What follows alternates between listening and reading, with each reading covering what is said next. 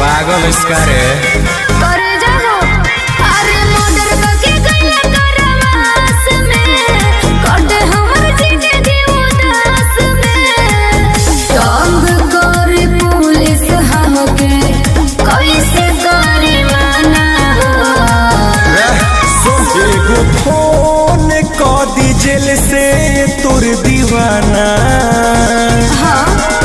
एक मिनट में उड़ जाई थाना बुझल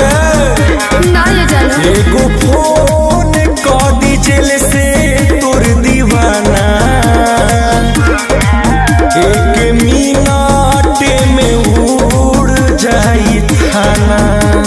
सरकार अपने बा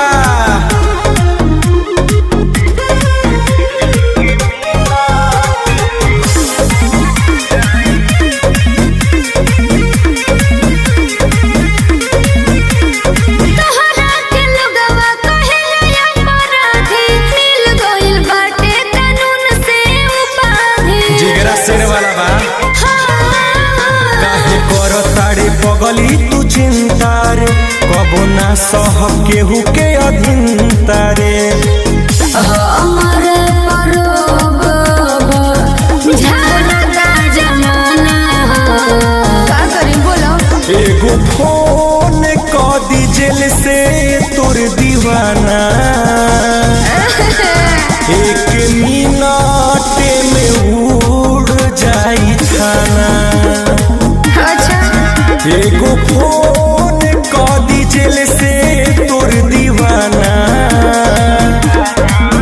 एक मिनट में उड़ जाई थाना हल्का में मत ले